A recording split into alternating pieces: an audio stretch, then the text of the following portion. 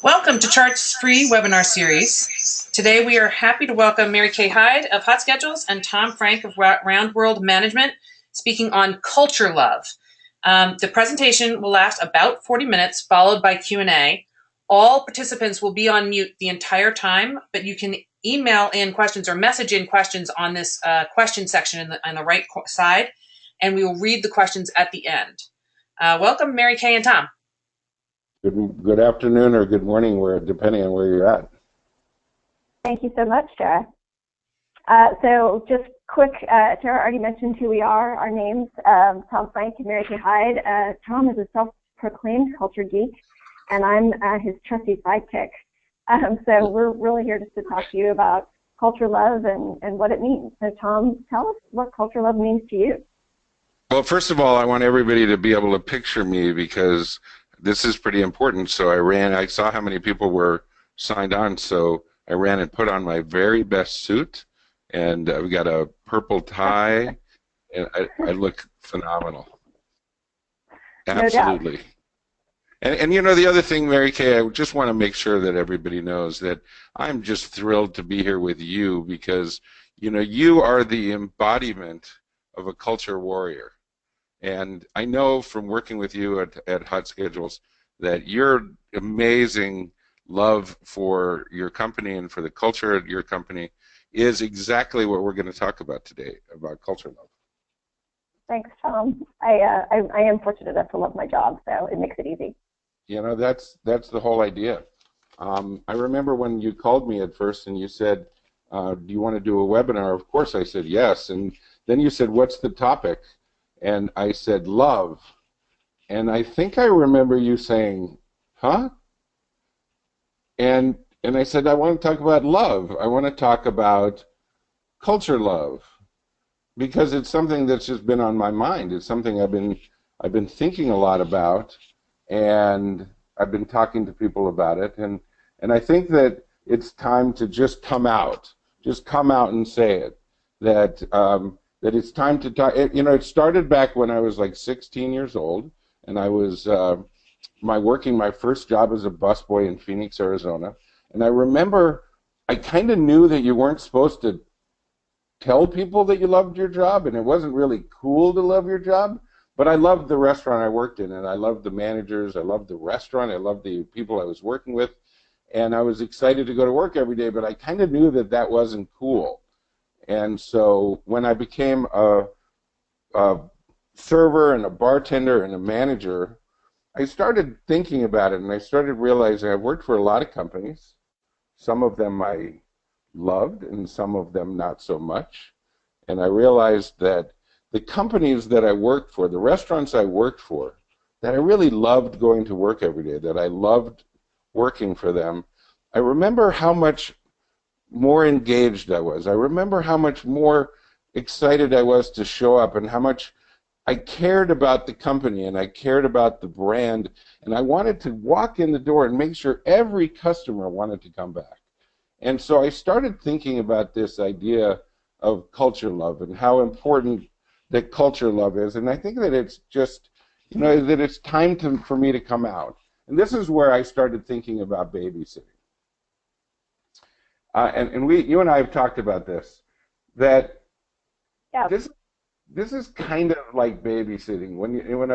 When a parent is looking for somebody to babysit their children, yeah, you know, they can call the teenager down the street and they're going to come over and look after their kids. But that's pretty much what they're going to do. They're going to look after their kids. But if you really want to find somebody who is going to take really great care of your kids, you need to find somebody who loves your children. Because if your babysitter already loves your children, they're going to nurture them, and they're going to nourish them, and they're going to engage with them. And if, God forbid, something bad were to happen, they're going to protect them as if they were their children. And that's what you're looking for.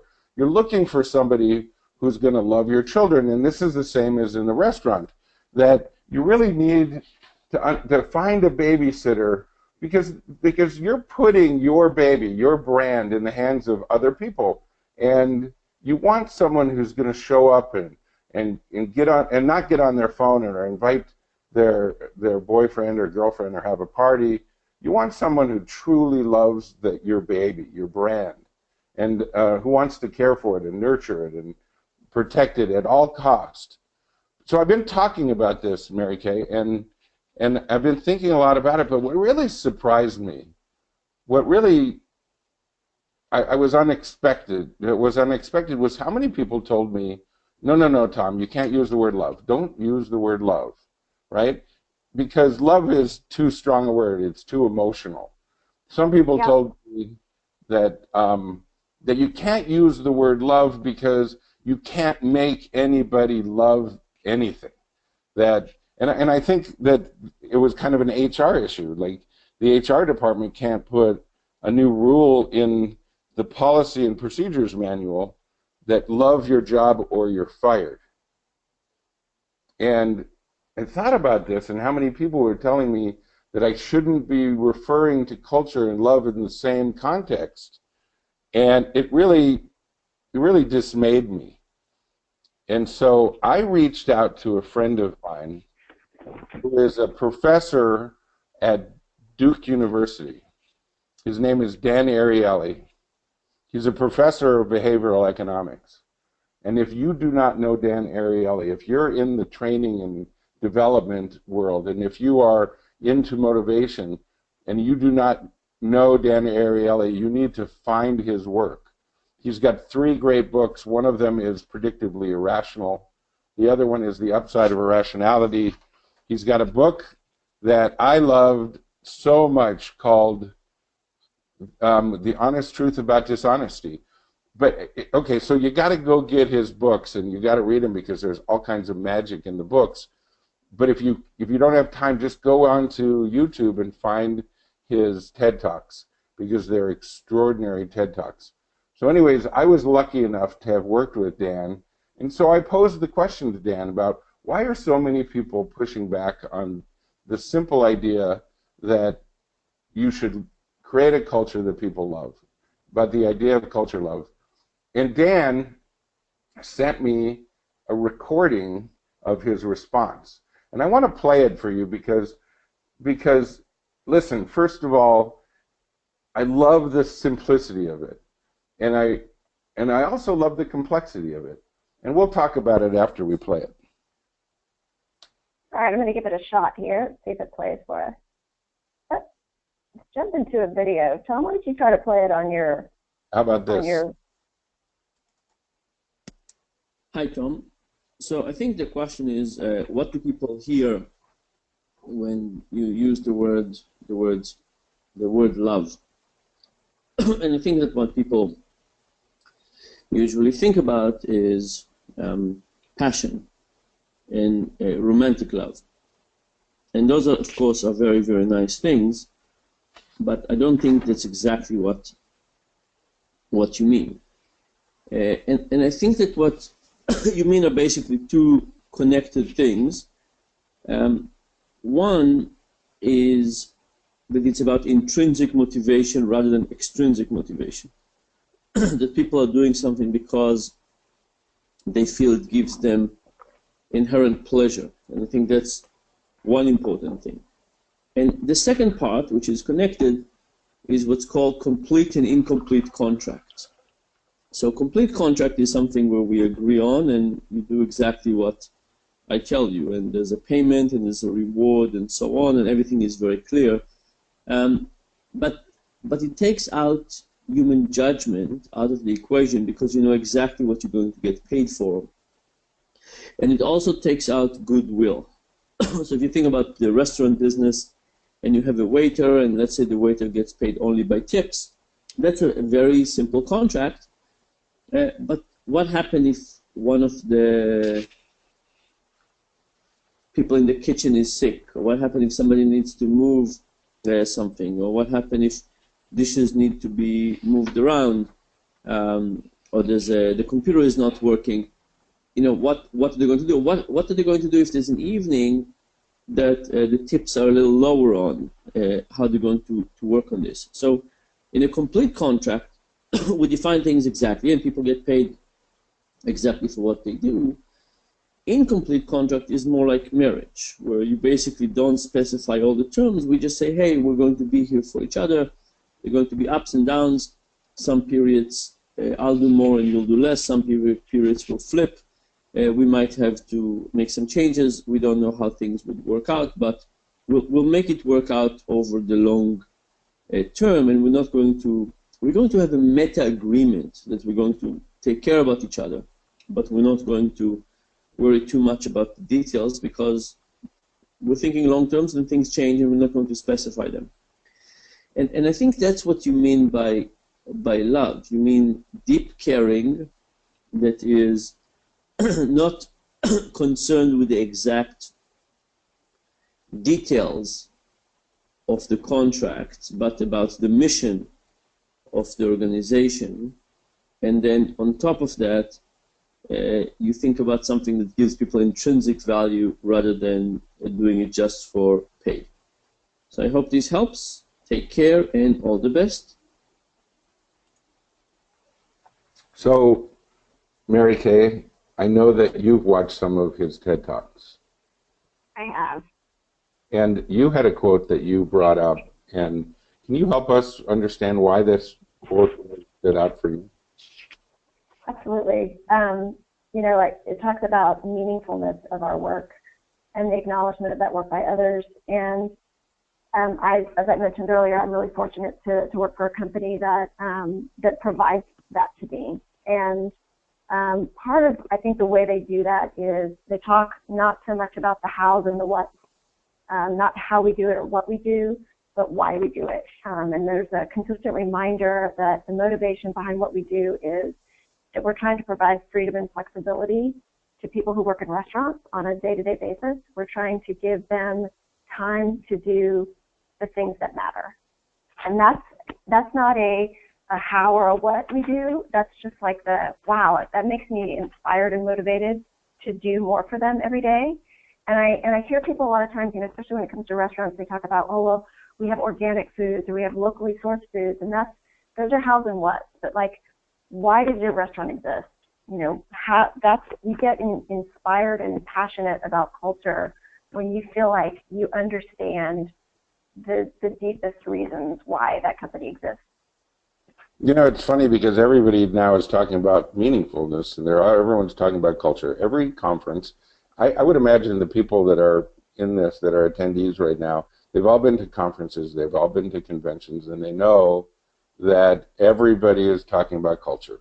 I just went to the SHRM conference here in Phoenix, and of course the keynote speakers are all talking about culture. I was at the Restaurant Leadership Conference in Phoenix, and of course, the keynote speaker, the very first keynote speaker on the very first day was Howard Baer. He was the original founder and one of the presidents of Starbucks Coffee, and he got up in front of everybody, and the first thing he said was, culture is everything. And if you get the culture thing right, everything else will follow. And I tell you that this is what everyone's talking about right now. I'm not sure everybody is giving people really good ideas on how to do it, but it's certainly important. It's certainly the subject that people are seizing on how to do our job and how to motivate people. And meaningfulness, to me, I think that quote that you pulled out, Mary Kay, is a perfect quote. And everybody I just really want everybody to go on to Dan's YouTube and find his TED Talks.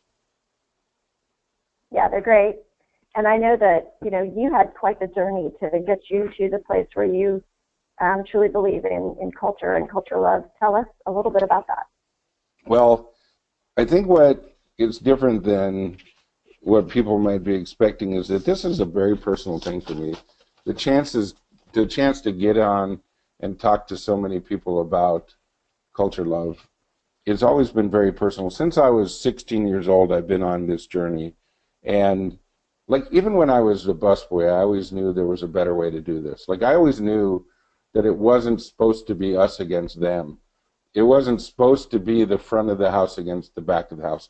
It's not supposed to be the bartenders against the the servers or the servers against the host. It's certainly not supposed to be the managers against the employees. And I've worked for those restaurants, and I'm sure that a lot of people who are paying attention to this have had that experience. The one thing I know for sure, is that it's not supposed to be us against the customers. And I don't know how many people have had that experience, but I've worked for companies where it felt when you came to work that it was us against the customers, that there were rules against the customers. We would tell on customers. And then they had that little famous saying on the bottom of the menu, no substitutions. And we'd say, I can't do that. But I think that the industry has become more hospitality driven, and we're less like that. But I always knew very young that it wasn't supposed to be us against them. But I've worked for a lot of very flat world management companies. I've worked for a lot of very flat world thinkers.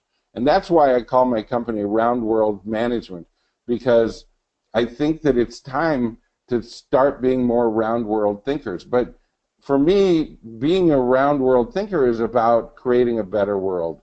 It's about searching for better ways to do things. And flat world, well, the difference between a round world company and a flat world company is that flat world organizations manage through policies and procedures and rules and regulations. And when a flat world company manager has a decision to make, the question that they ask themselves is, what is our policy on that? What's the rule? And you know, if there isn't a rule, then it's time for another meeting, and it's time to come up with a new rule. And it's a rule of the day culture. And if you aren't there the day they make up the new rule, you could get in trouble for it, whether you were there or not. That's what flat world companies are, and I worked for a lot of them. But to me, a round world organization manages through their values and their beliefs and their aspirations. They manage through their goals, and they manage through what it is that they want to become, this better world. So when a round world manager has a decision to make, the question a round world manager asks is, what do we believe about this? How does the solution that we're trying to find for this issue fit into our values? Is it informed by our aspirations? And how does it help us achieve our goals? See, to me, that's the difference between a round world manager and a flat world manager. You know, and I started this journey as a busboy just simply to create a better world for myself, but I was lucky because I knew what my better world was. And for me, it was simple. I just wanted to come to work every day and feel good about myself. It was very personal. I wanted to come to work every day and be judged based on the quality of my work and not my waist size. I'm a big guy, or who I was dating. I wanted to work. My better world, Mary Kay, was coming to work every day in a place where I was valued for the quality of my contribution. And that was my better world. That was pretty easy for me. I knew what I wanted. So when I started managing restaurants, and then I started owning my own restaurants, and then I started opening other restaurants, and we created PF Chang's, and we had the opportunity to create this better world, I found out, the lesson I learned was that in order for me to create a better world for myself, I had to provide a better world for everyone around me. Not my better world, but their better world. So a lot of people ask me, how do you know what other people's better world is? So the answer is, now you can go back a little because the answer is, ask them, ask people. You're going to be amazed, and I think a lot of people would agree with me, how clear it is to other people if you just give them the opportunity to ask. Just ask them. Ask them what their better world looks like. Go into your restaurants and say, what is your better world? Where do you want to go? What kind of restaurant do you want to work for? What kind of manager do you want to have managing you? What are your fellow employees? What do you want from them? And I think that if you give the people the opportunity, you will be amazed at their ability and the clarity of their ability to communicate to you what it is that they're looking for. Just ask them. So a lot of other people ask me the question, well, don't a lot of other people have different ideas of what the better world looks like? And for me, yeah, of course they do. But that's where it's important, if we're going to create a better world culture, that we hire people that have similar aspirations. They've got the same values we have, and that they are on the same journey to create a better world for themselves. My job isn't to come to work every day and manage and create a better world for people who don't care about their job. I'm not going to come to work every day and try to create a better world for somebody who doesn't care about our customers and doesn't care about our brand. That's not what it is. In order to create a better world, you need to have people around you that are moving in the same direction and have the same ideas of what a better world looks like. This journey is exciting, and this is how you create culture love. When everybody decides that we're all in this together, we're all working together, because there's only so much that management, that a company can do to create a culture. The idea is that we need to have people around us that are on this journey to create a better world, and we all know what that world looks like. So that's where I started talking about thought leadership. This is something that I've been really studying for a long time. Like, who are the thought leaders in our society? Who are the people? And what is thought leadership? You know, leadership is easy, and I think that it's a very important core competency. Everyone's talking about what leadership is. Of course, leadership is getting people to do the things you need them to do. But thought leadership is the ability to get people to think about their job the way we need them to think about their job in order for them to become great at their job, right? So I've been looking at who the thought leaders are in our society. I mean, who are the people that have really, really impacted the way people feel about the world around them, the way they think about the world around them? People like Steve Jobs or Bill Gates, or today Elon Musk, people like Oprah, people who have impacted the way we think about the world that we live in. And then I tried to figure out, okay, what are the traits that they have in common? Like, what are the things that make them thought leaders? And so I came up with an equation, a mathematical equation for thought leadership. Are you ready for this, Mary Kay? Okay, so I'm ready. Okay, my equation is knowledge plus expertise plus influence times courage. Now, I would imagine, knowing where all the people that are in this webinar, that if between us there is just an extraordinary amount of knowledge, and the expertise is unimaginable that we all have together. The question is how do we create the influence to do what we need to do to really impact and motivate people to think about their job in a way that that we need them to think about it in order for them to become great. And the way you do that is through courage. It takes courage to be a thought leader.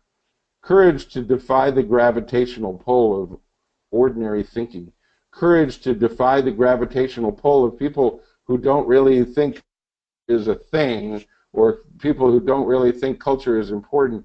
Courage to defy the gravitational pull of flat world thinking. That's what thought leadership is. And it really is important because it allows people to really not only understand what their job is, but why they're here. Thought leadership gives people an opportunity to think about the why and participate in the purpose of the restaurant. This is what creates meaningfulness. This is what creates culture love. So how do we do this? Now, I talk about the hand of God here.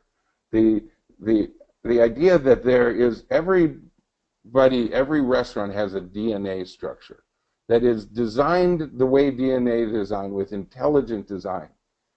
And I think the one thing that we need to do to become thought leaders in our restaurants is to deliver the intentional design of our restaurants to every single employee that works for us. Every new employee needs to be a part of this. This is how you create meaningfulness. We need to make sure that we are sharing with them the DNA of an organization. Why do we do the things that we do? Why are the colors what they are on the wall? Why is the lighting the way it is? Why did we choose this music? Why are the menus designed the way they are? And what is about the recipes? Why did we decide to do this in the first place? What is on the menus? And how did we pick the pricing for the menus? Sharing all of this. Giving the employees the opportunity to participate in understanding the intentional design of your restaurant. Even things like, why did you choose this location, and what are the demographics that made you choose this location? Why are they wearing the uniforms that you're asking them to wear? And why is this a full-service restaurant or a fast casual restaurant or a fast food restaurant? Why did this restaurant become what it is? When you share that with people, they become more involved. It becomes more meaningful for them. This is what Culture Love is. I've been opening restaurants forever now, and I've participated in opening over 80 restaurants where I was in the building. And one of the things that I did, and it really impacted me a lot, is I would sit down at every one of the openings and I would talk to the employees about restaurant P&Ls. Now, I didn't tell them about our P&L, but I talked to them about what restaurant P&Ls looked like. And I would sit down and I would say to them, so how much money do you think we make? How much money out of every dollar somebody spends in our restaurant, how much of that is profit? And it would blow you away to hear the answers that I heard. One person said 60%. Can you imagine how rich we would all be if we could make 60% of 60 cents on every dollar that is spent? Some people talk about like 3% or 5%, which would put us out of business. Then I would ask them, okay, so out of every dollar people spend on food, what is that in food costs? And people were all over the board. Or what is it in labor cost? And people are all over the board. And then I would say to them, why don't you know this? You are on the front line in the restaurant business. You're the one that is delivering our brand and our brand promise to our customers. Why don't you know the answer to these questions? And the answer I would hear from people is because nobody told us. And I would say, well, why do you think nobody has told you how restaurants make money? And what I heard was because they don't respect us enough. And I think, how can you possibly expect people to love your restaurant if they don't feel respected?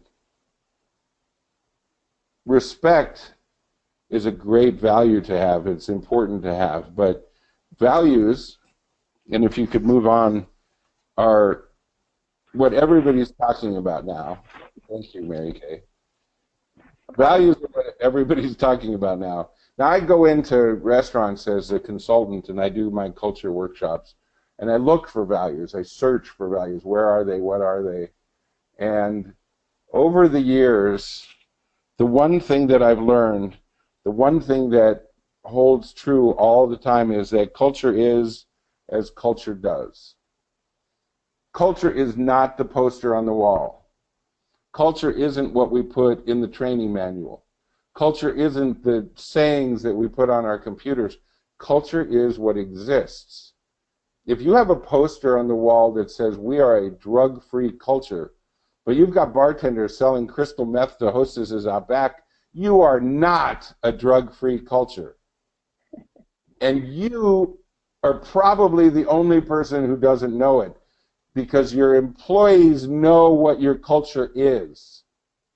That if you say we are a culture of respect, and you've got a poster on the wall that has the word respect in it, but you've got one manager in one of your restaurants that is disrespecting their employees and getting away with it, to those employees, you are not a culture of respect. Now, you and I both love this saying from Howard Moskowitz. To a worm horseradish, the whole world is horseradish. To those employees who have a manager that's disrespecting them and getting away with it, disrespect is their horseradish.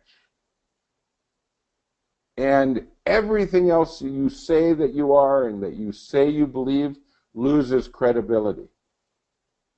So in order to have values and guiding principles, they have to have 4 qualities. The first one is they need to be a shared belief. Now, the story that I tell about this is a restaurant I worked with in New York City where it was amazing to me because I do my culture workshops. We do a lot of conversations and surveys about values. But the owner of the company picked honesty as her #1 core value. The CEO picked honesty as his #1 core value. Now, on the surface, that sounds really great. They both share a core value. There's alignment there. So I said to the owner, I said, why did you choose honesty as your #1 core value? And she said, because I want everybody, they can come to me and tell me anything. I want there to be complete honesty within our organization. I want it to be open and honest. So I said to the CEO, why did you choose honesty as your #1 core value? And he said, because I don't want people stealing from us. Now think about that. Now we have the same exact core value with 2 completely different definitions. One of them is about trust, and the other one is about distrust. It's very important that everyone creates an alignment around what the core values are that you've chosen to manage your restaurants with, to create a culture around. That's the first one. The second one is that core values need to drive specific behaviors. I think this is where a lot of companies really go wrong. They really don't understand the idea that, okay, it's great. You put that poster on the wall and it says trust and it says integrity. But not only what does it mean, but what is the specific behavior that it's designed to drive? This is really important. You need to sit down and talk about, if we have honesty as a #1 core value, what is the behavior that we need to drive so that we can manifest that behavior? And then you have to be really careful about making sure that you are being consistent in not only what you're saying about your values and what you're saying about your guiding principles and what you're saying about your culture, but you also need to be consistent about the message that you're sending them through not just what you're saying, but what you're measuring.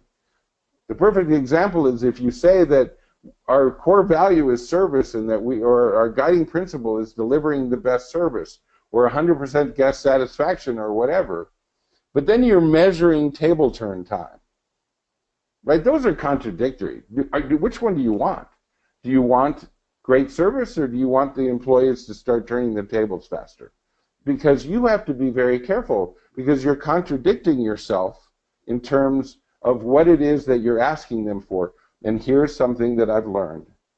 Trust me, you are going to get what you're measuring for, not what you're asking for. And so you have to be very careful to attach specific behavior to your values and then make sure that you're not contradicting it, but you're supporting it with what you're asking them to do and how you're going about measuring it. The third thing is that your values and your guiding principles need to be tools for managers to use to manifest that behavior. They need to be tools to make them great managers, right? They need to well, think of it like a coffee filter. Think of your values like a coffee filter. When a manager has a decision to make, your values become like a filter for them to pour that decision through. When they make their own decision, not your decision, not something you've told them to do, but when they think it through and they make a decision using your values, they pour it through your beliefs and your values, and what comes out the other side will be consistent. But not only will it be consistent with your values and principles, but it'll be consistent from manager to manager, from restaurant to restaurant, from shift to shift. And this is what creates culture love, because people want to work for a company where they can understand how we go about making decisions. And the other thing that you'll find, when you have strong values where people use those values to make decisions with, then your employees begin to understand how to go about making decisions, and they make those for you. This is a very important part of culture, to give them the tools, and give them the tools to use your culture, use your values for hiring, for training, for working with their team, and even for firing people. So you have to look at your values and your guiding principles to say, how are they showing up in our restaurant? And are the managers able to use them to manage the restaurant? Because the ultimate goal is for your culture to manage your restaurant for your managers. The fourth thing I think is really interesting. The fourth thing is language. That cultural anthropologists who study ancient culture have found the first thing they need to look for is language, because the more advanced the language is, or was during that time, the more advanced the culture was. That we all know that the restaurants that have their own culture, their own language, are really have great cultures. Like, for instance, restaurants like Starbucks, where they even have us using their language. Or I think about In-N-Out Burger, that they have a secret language. And I don't know how many people that are attending right now have been a part of our culture at P.F. Chang's when we created P.F. Chang's. Actually, I found out that there's a way for you to raise your hand. If you've ever worked for P.F. Chang's, go ahead and raise your hand. I'm interested in finding how many of you have been exposed to the culture that we created at P.F. Chang's, because we had a very strong language. We called them the paradigms. Like, this is... And that functionality to raise your hand is in the control panel if you see it there. Okay, good. Well, I'm sure that there's at least a few people that worked for us at P.F. Chang's when I was there. And, you know, to be able to say to somebody, I need you to limo ride that table, and that being an expression of our expectations of a level of quality of service, is an extraordinary tool for managers to use. For us to be able to say, you know, hey, that's a red light, or can you green light that area? That is the language of social participation. And, or just simply to say, the message at P.F. Chang's was the language around our mission statement and our desire to make sure we want to bring customers back over and over again. So language is really important, but Mary Kay, can we talk about hot schedules? We can, if I can get the slide to change. I really want to talk about hot schedules, because when I go to restaurants and I look around and I look for culture, I look at all different things, but one of the most important things that I look at is their schedules. I think about this. This is really important. If you're trying to find your culture, a great deal of it exists in the schedules themselves.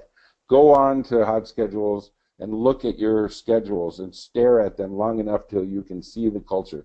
Take the schedules off the wall at the restaurant and stare at it until you can see the culture in your schedules. What is your schedule telling your employees about who you are as a company? What is your schedule telling people about what's important to your company and your values and your culture? Because it's in your schedule. Now, I'll give you a perspective to go about looking at this, and I think this is really important. And anybody who wants to ask questions on this, please type them in now. Let's get it, because we're going to take some questions shortly. The idea is that I want you to look at your schedules in two ways. First, there's the vertical schedule, and then there's the horizontal schedule. The vertical schedule is the roster. It's, are we putting the right people in the right places at the right time? Do we have a winning team today to win the game? And that is the skills that managers develop by being educated on how to build great schedules. That's what I think Hot Schedules does a great job of, whether they're using forecasting or, you know, planning, or just sitting down with everybody in the restaurant and saying, okay, who are the teams that we need to put together, and how many people do we need, and what are the right times to put them in? That's your vertical schedule. Your horizontal schedule is the quality of life schedule. What does each individual's schedule tell them about what's important to you and how you value them as a customer? as an employee? Like, are we accommodating them if they're in school? If they're a single parent, are we giving them the schedule that they need to be able to parent their children?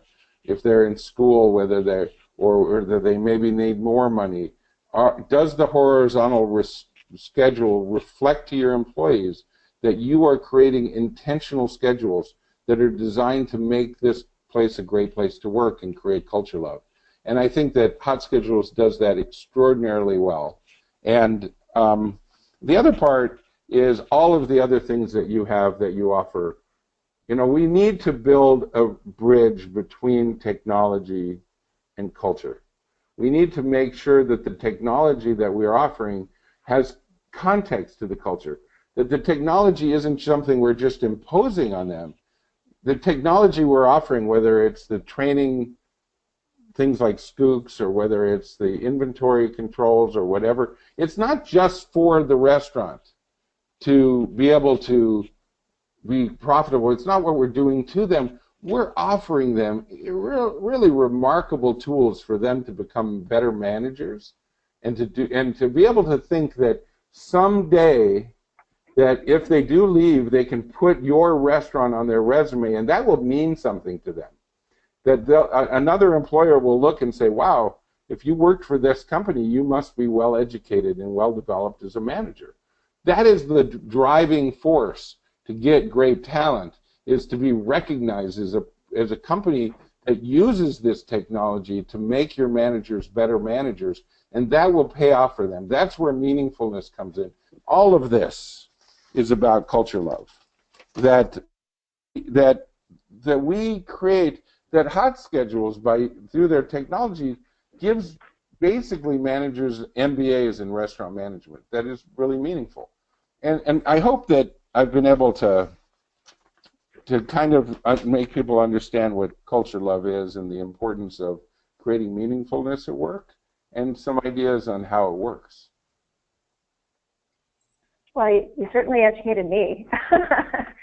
I think if there are, we did want to talk about one other piece, and I think that is, Tom, you know, sometimes you mentioned to me that sometimes you can't see yourself very clearly in your own mirror, and maybe you need another mirror.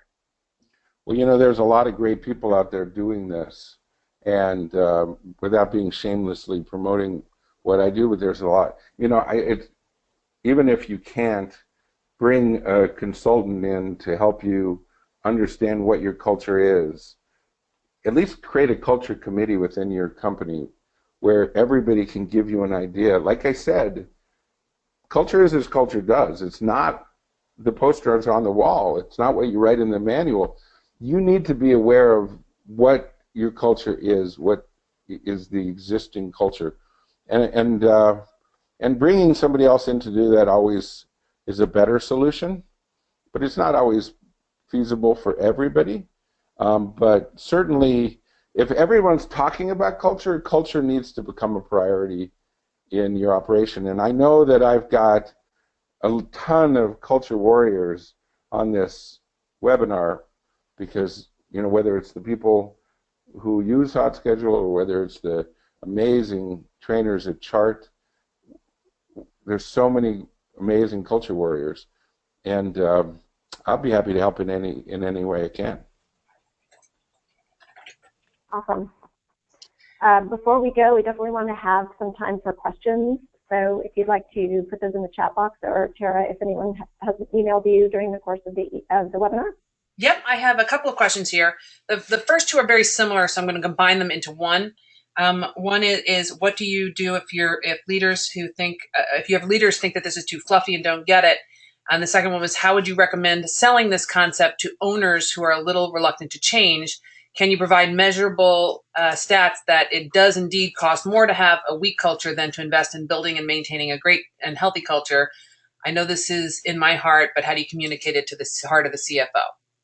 Well, that's a great question. I was at the Restaurant Leadership Conference, not this year, the year before, and one of the generals, an Army general, got up, and I can't remember what his name was, but he had a great saying. He said, if you don't like change, you're going to like irrelevance even less.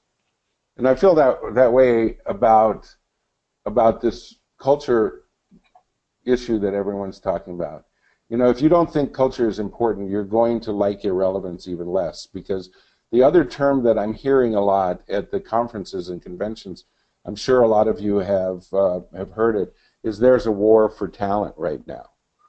That with the unemployment rate being down, your employees have choices. They can decide whether they work, and clearly it's not just all about money. It's about meaningfulness. It's about culture.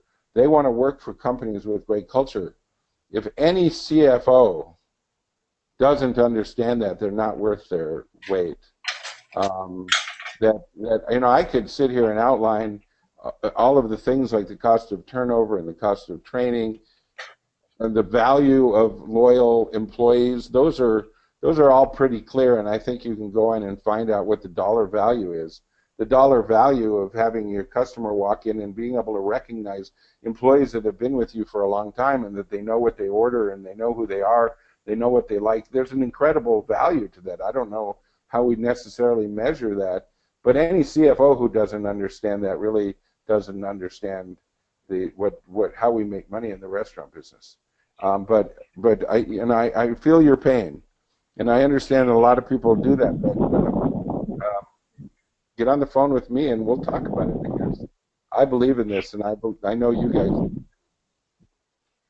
Yeah, it's an interesting comment too, because I just left the Fast Casual Executive Summit, and we had a panel where we talked about paying a living wage and the challenge that represents for people. It's you know, they're trying to compete. They're trying to make sure that they are delivering, and the way they're doing it is, if they can't get they're creating a better culture.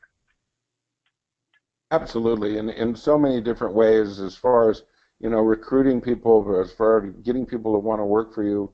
You know, there's one particular restaurant here in town, restaurant company here in town, called Fox Restaurants, and they're packed, all of their restaurants. Every time they open a new restaurant, there are lines out the door. And people ask me a lot, why are they so successful? And the answer is pretty simple to me, because they are the employer of choice. In order to be the restaurant of choice, you need to be the employer of choice. And if your CEO or your boss doesn't get that, they need to start paying attention, because it's clear. Okay, this next one is a comment that sort of leads into the next question, which is the comment is, to show our team members and managers how costs affect the bottom line, we take 100 pennies and take a penny away for each percent to show them how much we make off of every dollar, which is an interesting approach. And then the next question says, how do you show the ROI on training to get C-level to show and invest more in culture, training, and talent acquisition? I know that you sort of touched on that a little bit there, but I wasn't sure if there was more to add to that. Well, the challenge that I would give the people who are paying attention right now is that you need to have a seat at the table. The fact is that they need to respect what you're doing for the company enough to be able to understand how you impact every decision that needs to be made. There is not one issue that's going on in the corporate office that isn't impacted by training and development. That you belong at the table. It's not just about coming out there and telling you what to do, but getting you to be more involved in and explaining to people how the culture of the company impacts all of the decisions that they're making in the boardroom. I think that's really important. As far as the penny exercise, it's similar to what I was doing before. If you're doing it with respect, if you're doing it to help them understand their job, then it's really a great exercise. And I think that we need to make it clear that we want them to understand this, because they are in the restaurant business, regardless of what position they are. They're in the restaurant business. They're on the front lines. They're delivering the brand. They're delivering the brand promise. And that we don't have a choice. We need to share the intelligent design. We need to share the intentional design of our concept, include how we go about making money. As a quick follow-up, I can send a couple of things after the webinar via email. We do have an ROI calculator for training that might be helpful. It can give some hard numbers to your argument. And then I'll also do some research and see if we can find some numbers that help you with turnover, war for talent. the cost of the true cost of turnover, because I know we have that data as well. Mary Kay, how have I done so far? Did I do okay so far? So far, so good, Tom. Okay, great. Okay, Tara, I have one more question, unless any more come in following this one, but otherwise this will be our last question. We have a really hard time finding employees, so we can't be as selective as we'd like. What are some techniques for helping to bring people into our culture or teaching them how to be more engaged? Wow. I have a little difficult time with the premise to this question. This is a priority issue. What I would ask people to do is go in and ask their managers what do they think the 3 most important jobs that they do as a manager. And when you ask people that, if interviewing and hiring new employees isn't one of those 3 most important jobs, you might have a problem with your culture. When a new employee or a potential new employee walks in the door and says to the hostess, "Are you hiring right now?" and she goes in the back and the manager's busy doing, I don't know, whatever, and says, tell them to fill out an application and leave it. Wow. That person might be an extraordinary person, just the person you're looking for. Or even worse, now a lot of people have online application processes, and I hear more and more somebody walks in the door and saying, "I'm looking for a job," and they send them home to fill out the application. They're not going home. They're going to the restaurant next door and applying for a job, and they may be hiring the person that you need to drive your culture. They might be hiring the exact person that you should be hiring, but you're sending them home to fill out an application? This is a priority issue. This is where managers need to understand what's really important. And the most important thing is building a great team, and that the people that you're looking for, and I believe there are a lot of great people in every aspect of the restaurant business, the people that you're looking for are working somewhere. Where are they working now? And why aren't they working for you? And if they're working somewhere else, you need to find out why they're not working for you. And, it's funny because a lot of people say to me that they don't like the idea of recruiting people outside of the restaurant, and because they say it's unethical. First of all, I've never offered a job to anybody outside of the restaurant or in any other restaurant. But listen, war is an ethical issue.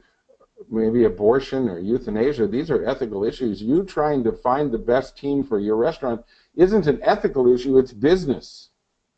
And we should prioritize that so that 7 days a week, 24 hours a day, we're trying to find the best people to fill those positions. So simply saying there's not enough people coming in the door to apply for jobs, I'm not sure if I buy that premise.